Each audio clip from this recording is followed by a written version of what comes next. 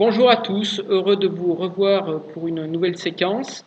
Comme convenu, je vais vous présenter un cours sur la représentation spatiale des molécules en chimie organique. On pourrait dire autrement, c'est la stéréochimie, c'est-à-dire une partie de la chimie où on s'intéresse à la géométrie des molécules.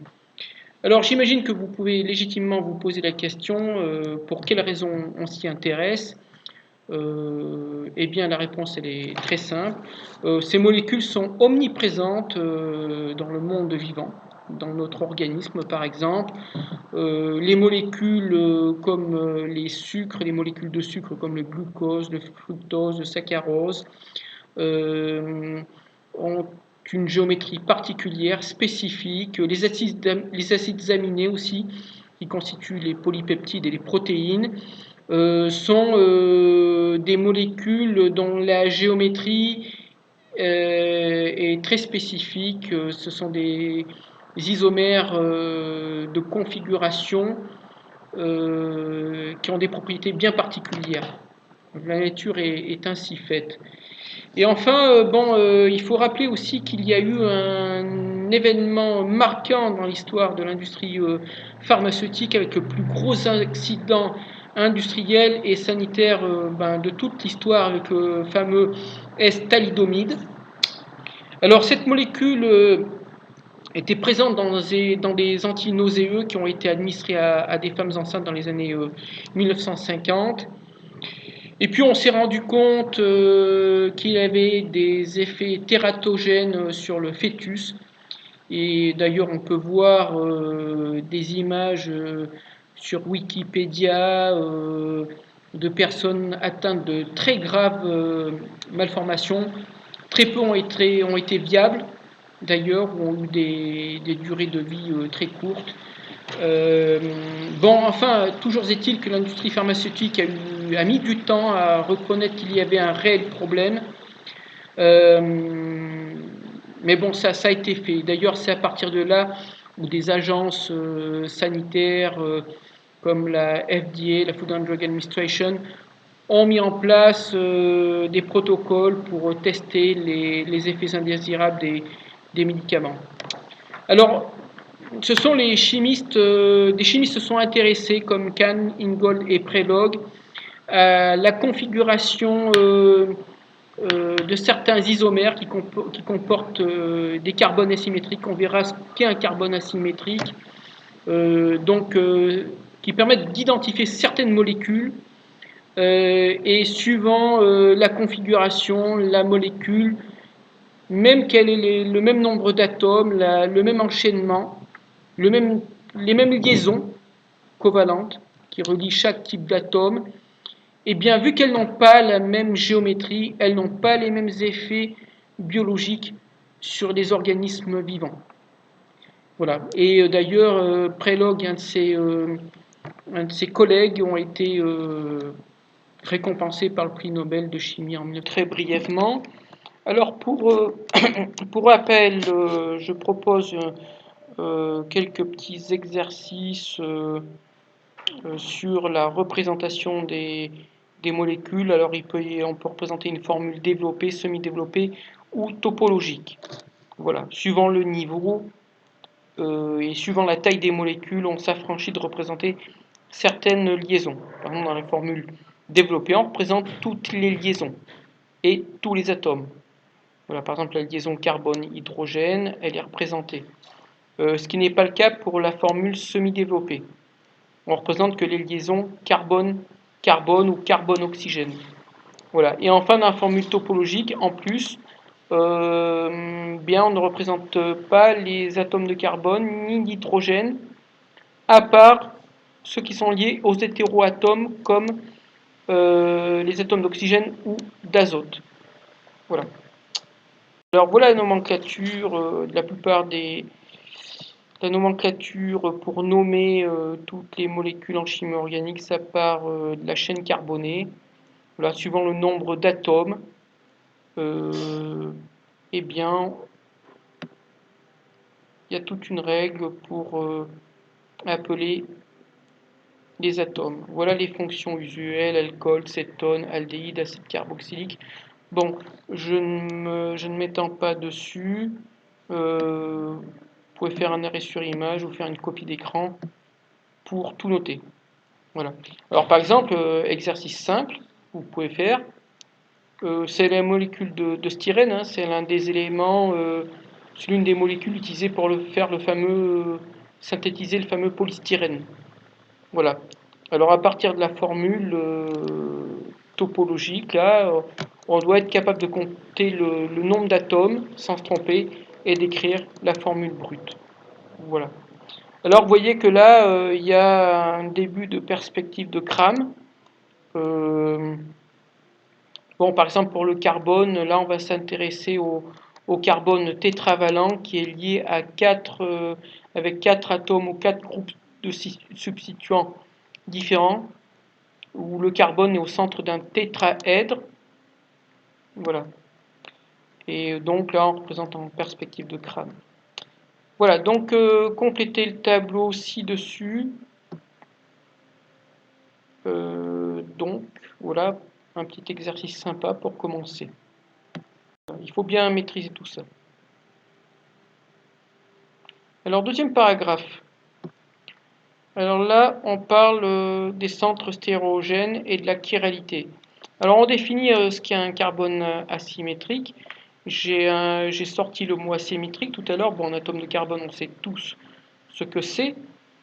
Bon, un atome de carbone, pour rappel, sur sa couche de valence, il a 4 électrons. Donc, pour respecter la règle de l'octet, il va mettre en commun ces 4 électrons avec 4 autres atomes différents, pour qu'il ait 8 électrons sur sa couche de valence.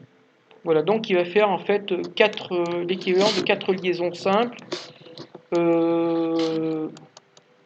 pour respecter la règle de l'octet. Alors la définition, très simple. Un atome de carbone est asymétrique s'il est lié à 4 atomes ou groupes d'atomes différents. Un atome de carbone asymétrique est repéré par une molécule avec un astérisque. Voilà, c'est comme une petite étoile repérée tout près du carbone et il constitue un centre stéréogène. Voilà. Car il génère une possible stéréoisomérie. Voilà. Bon, il y a aussi d'autres types de stéréoisomères. La stéréoisomérie ZE. Bon. Mais ils n'ont pas de carbone asymétrique, c'est quand il y a une double liaison. Alors, par exemple, là, des molécules très intéressantes qu'on trouve dans la nature, comme je vous l'ai dit, elles sont omniprésentes dans la nature. Il y a plein de molécules qui possèdent des carbones asymétriques. Alors, par exemple, là, donc là, c'est la représentation topologique. Bon, là, si on se met à la pointe, c'est CH3. Là, c'est CH2. Et là, une liaison carbone-carbone, une deuxième liaison carbone-carbone, et une autre liaison carbone-oxygène. L'espèce de petit triangle noir, là, c'est une liaison carbone-oxygène. Et il y a une liaison qui n'est pas représentée, bien sûr, c'est la liaison carbone-hydrogène. En fait, on voit qu'on a autour de ce carbone-là, à la pointe du curseur, c'est un atome de carbone, il y a 4 groupes d'atomes différents. Donc c'est un carbone asymétrique. Ben là, pareil aussi, c'est un carbone asymétrique, si vous regardez bien, les 4 substituants sont différents. Là, par contre, pas de carbone asymétrique, là, c'en est un. Voilà. Là, c'est CH2, là, c'est CH3, pas de carbone asymétrique. Donc là, ça en fait 1, 2, 3 carbones asymétriques pour la fameuse molécule de phéromone sexuelle du scarabée, cigarette. Pas mal. Alors ensuite, la vitamine C. Bon, là, vous avez un hétérocycle, c'est-à-dire un cycle composé d'une chaîne carbonée avec un hétéroatome qui est l'atome d'oxygène. Et là, si on repère bien, eh bien, moi je vois un atome de carbone asymétrique là et un autre là. Il y en a deux carbones asymétriques. Alors la fameuse molécule de menthol, extrait de l'essence de menthe, eh bien si on regarde, il y a aussi un atome de carbone asymétrique là, là et là. Voilà. Alors, ce que vous pouvez faire, si vous avez du mal à vous représentez la molécule en formule développée, comme ça vous mettez en évidence toutes les liaisons qui sont liées à l'atome de carbone. Alors bien sûr, il faut avoir une capacité d'abstraction et de représentation spatiale. Alors la chiralité. Alors, la définition de la chiralité, alors des objets chiraux, il y en a tout autour de nous. Par exemple, une paire de chaussures, ben, c'est constitué de deux objets chirales, c'est-à-dire qu'une chaussure est l'image de l'autre chaussure à travers un miroir plan. Alors c'est pareil pour une molécule est douée de chiralité si elle n'est pas identique à son image par rapport à un miroir plan. Une telle molécule est dite chirale. Une molécule qui n'est pas chirale est dite achirale. Voilà. Alors là, pour illustrer tout ça, là j'ai représenté, là il y a un miroir. On voit bien que la main gauche est l'image de la main droite à travers un miroir plan. Elles ne sont pas identiques. Elles ne sont pas superposables. Superposables, c'est-à-dire qu'on ne peut pas vous greffer une main gauche à la place de la main droite. Voilà, elles ne sont pas identiques. Elles sont symétriques à travers un miroir plan, ça c'est bien clair. Eh bien, il en est de même dans le microscopique, dans le monde du vivant, pour un tas de molécules organiques, les molécules sont asymétriques. Par exemple, si vous prenez cet exemple d'acide aminé, l'acide aminé de gauche est bien l'image à travers le miroir plan de l'acide aminé de droite. Voilà. Alors dans le corps humain, ou dans tous les organismes vivants, il n'y a qu'une seule forme d'acide aminé dans la nature. C'est comme ça. Alors ensuite, entraînement parmi les molécules ci-dessous, repérer les molécules qui sont chirales. Alors, il y a aussi quelque chose que je ne vous ai pas dit, c'est que une molécule qui possède un plan de symétrie est toujours achirale. Alors je vais vous dire tout de suite un truc là. Bah, celle-là, vous voyez qu'il y a un plan de symétrie. Et donc celle-là, on peut tout de suite dire qu'elle est achirale. Voilà. Pour les autres, je vous laisse deviner. Celles qui sont chirales ou achirales. Celle-là, c'est facile. Hein. On voit que l'atome de carbone au centre, là, est relié à 4 groupements différents, ou 4 atomes différents. Donc forcément, si on fait son image à travers un miroir plan, eh bien, elle ne sera pas identique. Donc on dit que cette molécule est chirale. Voilà. Alors pour résumer, généralisation, une molécule qui ne possède qu'un seul carbone asymétrique, exemple l'acide lactique, est toujours chirale. Voilà ce carbone symétrique, il est là, je le montre. Une molécule qui possède un plan de symétrie, par exemple l'acide fumarique, est toujours chirale. Là aussi. C'est une molécule plane. Enfin, il y a la planéité de la double liaison. Là, si on rejetait la liaison hydrogène qui est représentée, enfin la liaison qui est liée à l'hydrogène, qui n'est pas représentée, celle-là, elles sont dans un plan. Voilà. Dans tous les autres cas, pour savoir si une molécule est chirale, il faut dessiner son image par un miroir plan. Voilà. Alors bien pour visualiser les molécules, ce qui est intéressant, c'est au cours d'une activité d'utiliser le logiciel Avogadro, mais d'ailleurs de construire l'acide 3-méthylpentanoïque. C'est intéressant. D'ailleurs, c'est ce que je vous propose de voir tout de suite. Utilisez le logiciel Avogadro. Au passage, je vous montre comment ça fonctionne très simplement. Bon, il est très pratique, hein. Il permet de pouvoir construire des molécules, de pouvoir les visualiser, même sans avoir un modèle en plastique, avec les boules comme vous savez. Alors là, par exemple, pour construire, bon là j'ai sélectionné carbone dans le menu à gauche. Là, par exemple, je vais d'abord construire une chaîne carbonée. Alors, je vais m'intéresser à la configuration de la molécule qui s'appelle l'acide 3-méthylpentanoïque. Alors, dans pentanoïque, on sait qu'il y a pentane, donc ça fait 4, donc 5 atomes de carbone. Bon, ben là, déjà, j'ai la molécule de pentane. Alors, je vais un petit peu la faire grossir, la déplacer comme ça. Donc ça c'est avec les boutons. Je peux la faire tourner comme ça. Ça permet de mieux la voir, voilà, pour qu'elle ait une taille correcte. Alors là je vais rajouter encore notre atome de carbone. Je pensais en avoir mis 5 et en fait j'en vois que 4. Bon, ça va être très simple. J'en rajoute un 5e atome de carbone. Alors, j'avais dit acide.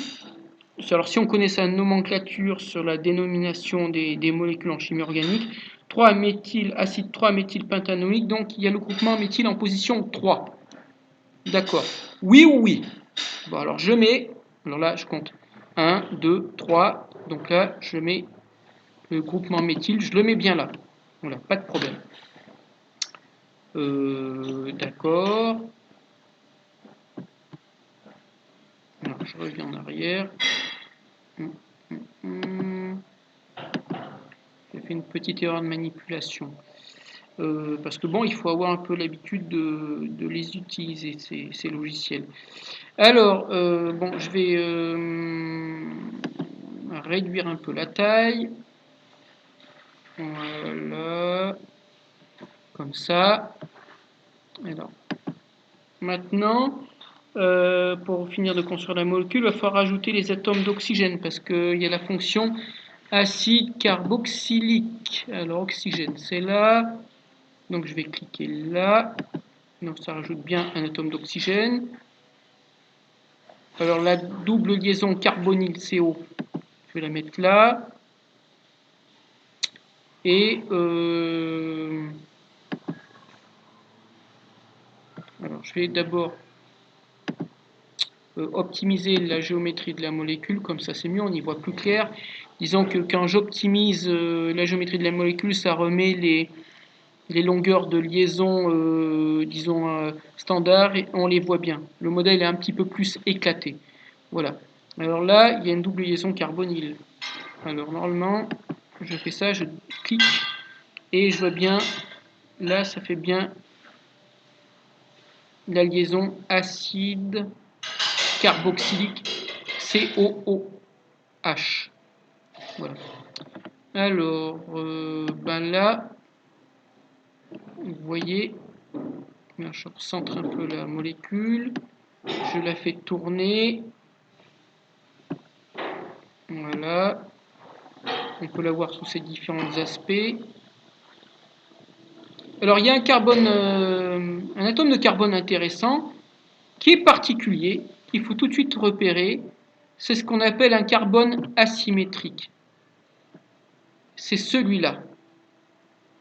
Alors pourquoi il est asymétrique celui-là? C'est que cet atome de carbone, vous voyez, il y a 4 liaisons simples autour, et ces 4 liaisons simples sont reliées à 4 groupes d'atomes différents. Vous voyez, là c'est CH2, CH3. Là, par cette liaison-là, il est relié au groupe CH2, CO2H. Et là, par cette liaison, il est relié au groupe méthyle. Et là, un atome d'hydrogène. Donc, il y a 4 substituants différents. Donc le carbone est asymétrique. Donc la molécule a une propriété biologique spécifique. Et bien notamment dans cette molécule, alors je vais la faire tourner un peu autrement. Voilà, je vais recentrer.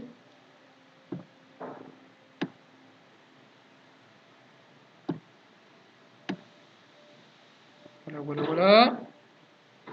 Tac.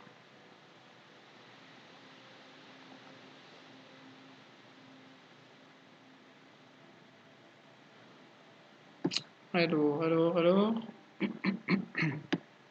Je vais la faire tourner un peu autrement. Voilà.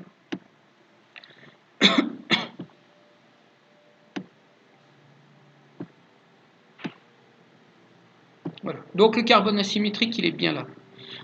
Si vous voyez les autres carbones, ils ne sont pas asymétriques. Par exemple, si vous regardez celui-là, là, celui qui est juste à côté de la fonction acide carboxylique, il a 2 atomes d'hydrogène, donc 2 atomes identiques, donc il n'est pas du tout asymétrique. Voilà. Alors celui-là, là, eh bien, cette molécule, elle a l'odeur de la figue. Alors par contre, si je fais le carbone, si je fais la molécule qui est son image à travers un miroir plan, il va falloir que je change la position des 2 groupements d'atomes. Alors j'enlève le groupement méthyle et je mets à la place là. Là par contre il faut que je change. Voilà. Et bien là, vous voyez que l'hydrogène a pris la place du groupement méthyle.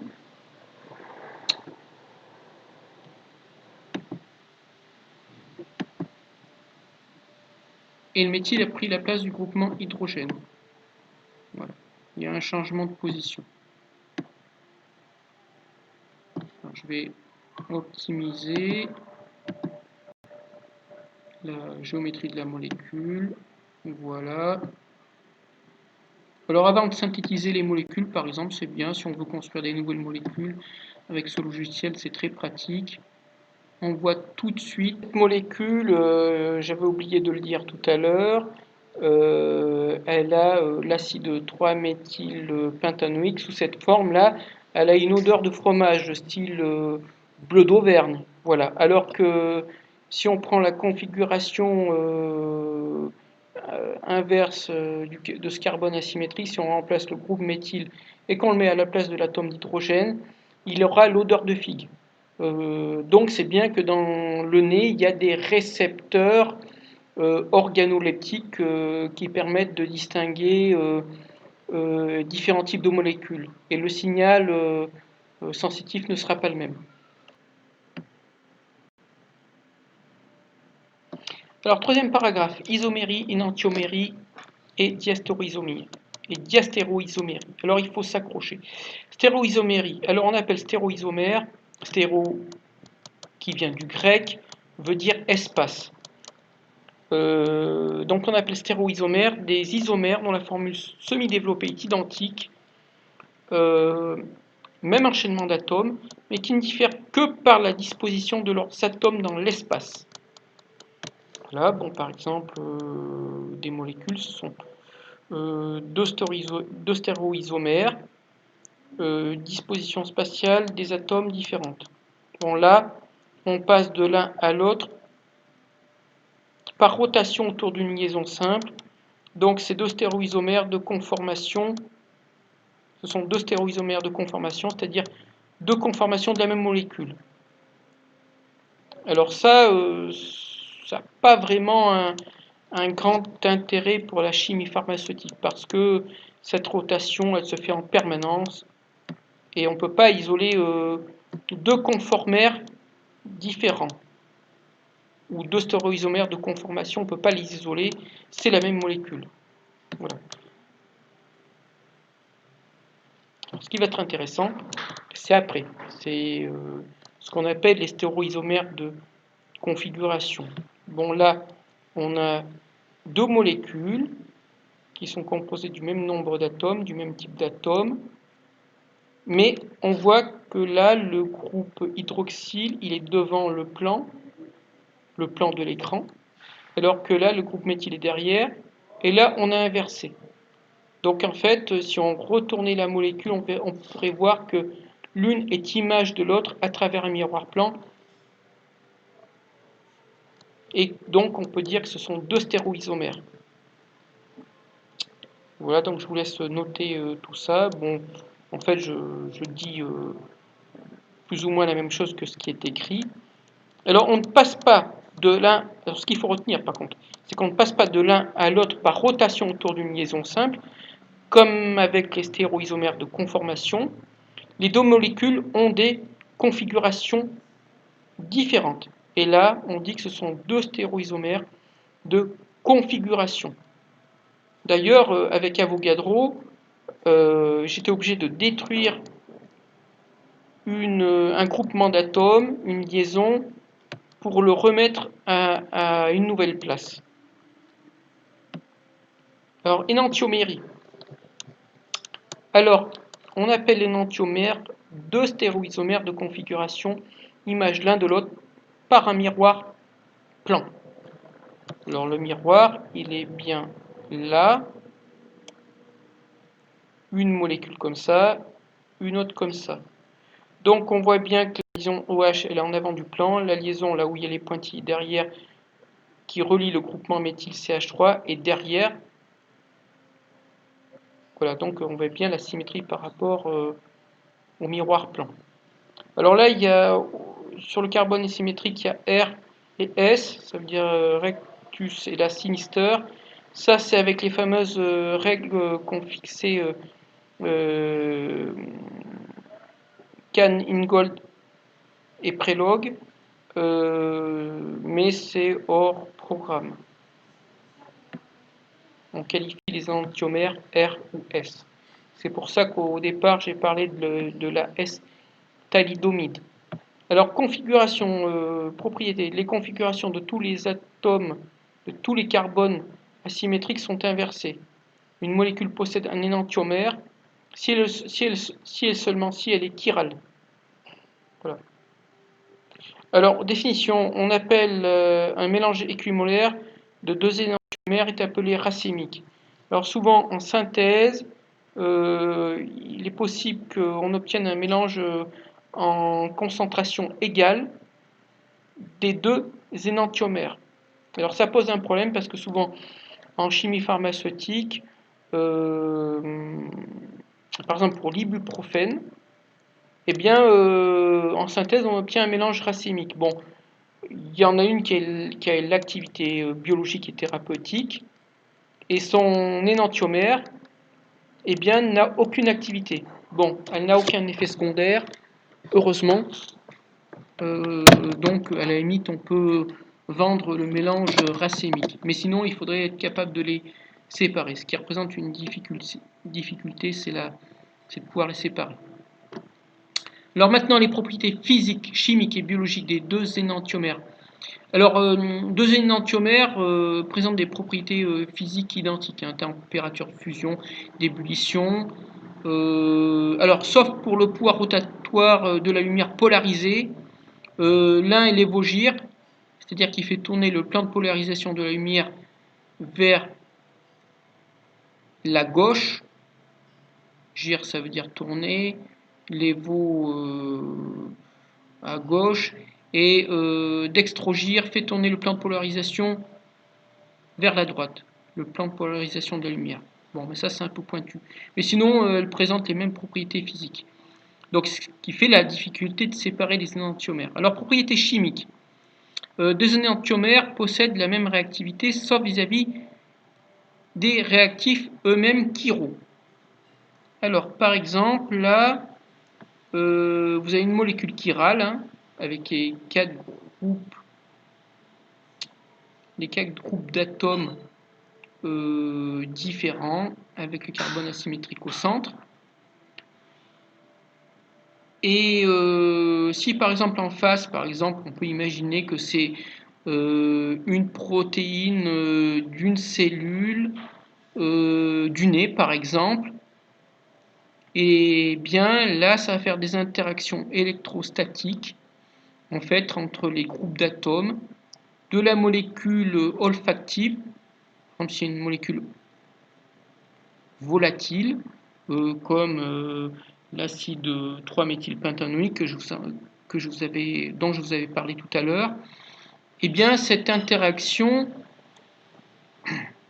avec le récepteur biologique qui est présent par exemple dans le nez, et bien va faire qu'on va sentir par exemple soit une odeur de fromage, ou si c'est une configuration inverse, on va sentir une odeur de figue. Voilà.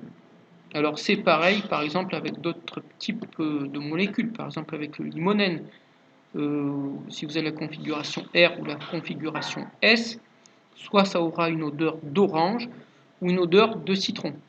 Parce que dans le nez, les récepteurs biologiques qui sont dans les cellules ne percevront pas le même message. Voilà. Voilà. Alors oui, les récepteurs biologiques sont chiro, parce qu'effectivement, les acides aminés, ce sont des molécules chirales. Donc elles sont sensibles aux molécules olfactives chirales. Voilà. Alors je vous avais parlé tout à l'heure, c'est très facile, vous pouvez aller voir sur Wikipédia la fameuse molécule tristement célèbre, le S-thalidomide, qui elle a un effet tératogène, c'est-à-dire elle produit des effets désastreux sur le fœtus et on obtient des nourrissons monstrueux. Voilà. Alors que son énantiomère a un rôle d'analgésique. Voilà. Voilà, donc on arrive un peu vers la fin. Donc deux énantiomères seront toujours très difficiles à séparer, ou difficile de les synthétiser séparément. Par contre, voilà, alors on a les diastéréoisomères, ce sont des stéréoisomères de configuration qui ne sont pas images l'un de l'autre à travers un miroir plan. Alors c'est dans le cas, donc il faut, pour parler de diastéréoisomères, ce sont soit des molécules qui ont plusieurs carbones asymétriques, là dans ce cas de figure là, eh bien il y en a deux. Ou alors, soit ce sont des molécules qui ont une double liaison avec deux groupements d'atomes différents. Alors là, ce sera le Z, Z comme zusammen, ça veut dire ensemble en allemand. Et là, E, vous voyez la lettre E, là en dessous de la double liaison, E comme entgegen, ça veut dire opposé en allemand. Vous voyez, le groupement méthyle est opposé par rapport à la double liaison à ce groupement méthyle. Voilà, on dit que ce sont aussi des diastéréoisomères. Mais ils ne sont pas images, ces deux molécules ne sont pas images l'une de l'autre à travers un miroir plan. On le voit très bien. Voilà. Ok. Qu'est-ce qu'on peut dire d'autre? Oui, juste pour rappel, c'est Louis Pasteur qui, au milieu du 19e siècle, a séparé deux énantiomères de jus de raisin. Et c'est à partir de là qu'on a déjà perçu qu'il y avait des propriétés chimiques différentes. Alors, propriétés physico-chimiques de deux diastéréoisomères, voilà par exemple l'acide maléique, l'acide fumarique. Alors, l'avantage des diastéréoisomères, c'est qu'ils ont des propriétés chimiques différentes et on peut les séparer donc facilement. Non seulement par température de fusion ou même par la solubilité dans l'eau. On voit que l'acide maléique est très soluble dans l'eau, ça s'explique, alors que l'acide fumarique est très peu soluble dans l'eau. Voilà. Et puis on a les constantes d'acidité là avec les pKa1, pKa2, parce qu'on remarque que ce sont des diacides de groupement carboxylique. Et donc ils ont des PK très différents. Voilà, bon bah ce sera tout pour aujourd'hui, excusez-moi, je suis un petit peu fatigué, alors si j'ai un petit peu bégayé, ne m'en tenez pas à rigueur s'il vous plaît. Et puis si vous avez aimé, eh bien je vous ferai une prochaine séquence comme ça où je vous présenterai le cours. Je vous remercie, au revoir.